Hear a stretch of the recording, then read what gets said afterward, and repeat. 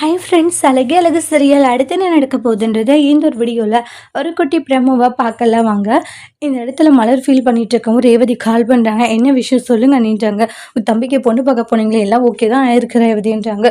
ஆனால் தங்கராஜ் அண்ணன் தான் ஃபோன் போட்டு வீட்டில் இந்த மாதிரி உங்கள் அண்ணன் வந்த விஷயத்த சொல்லிட்டாருன்றாங்க. என்ன நீ சொல்கிறீங்கன்னு நடந்த விஷயத்த சொல்கிறாங்க.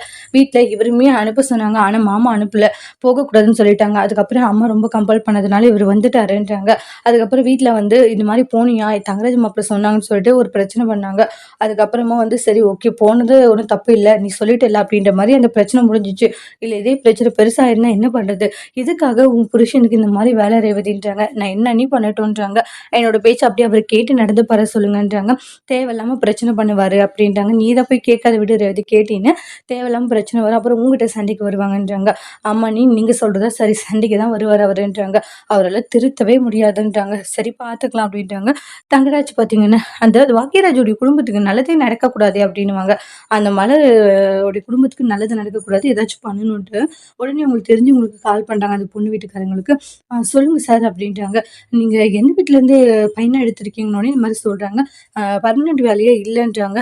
இங்க பாருங்க சார், அந்த குடும்பத்திலேருந்து பையன் எடுக்காதீங்க, ரொம்ப ரொம்ப கெட்டவன்றாங்க. அதாவது நிறைய கெட்ட பழக்கங்கள் இருக்கு, அவனுக்கு அது பர்மனெண்ட்டும் ஆகாத ஜாப், சும்மா சொல்லி நிற்கிறாங்க, வெட்டியே தெரிஞ்சுட்டு இருக்கான்ட்டு கார்த்திக் மேல பல குற்றச்சாட்டை வைக்கிறாங்க.